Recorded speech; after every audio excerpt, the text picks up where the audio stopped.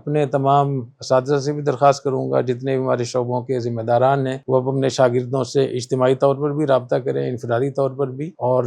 جتنے ہمارے pass out ہیں جامعۃ الرشید کے وہ جہاں بھی ہیں، بیرونی ممالک میں بھی ہیں، تو وہاں سے بھی آنے کی کوشش کریں۔ اور جب آپ اتنے سارے قلوب اکٹھے ہوں گے، 4-5 ہزار لوگ جب اکٹھے ہوں گے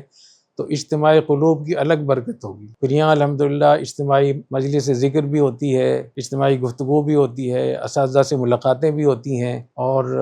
حرمین شریفین، قبلہ اول، غزہ، افغانستان، اور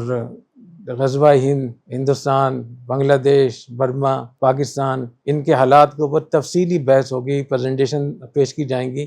اور اتنی معلومات اپنے فضلاء کرام کو دی جائیں گی کہ وہ بہت ان کو سال بھر کے لیے کام آئیں گی انشاءاللہ۔ یہ بھی ہم نے طے کیا ہے کہ صرف زبانی گفتگو کافی نہیں ہوگی،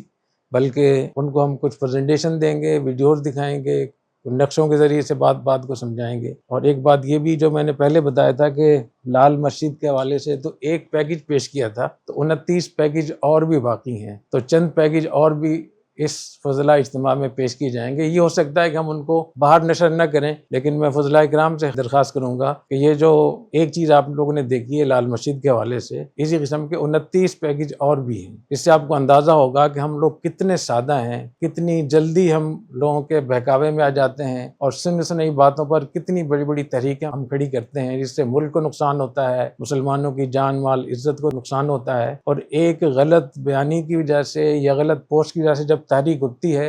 تو 10-10 لاکھ مسلمان بے گھر ہو جاتے ہیں، اور ابھی تک وہ بیچارے دربدر ہیں۔ تو اس حوالے سے بھی اپنے فضلاء کرام سے میں درخواست کروں گا کہ اس دفعہ ضرور شریک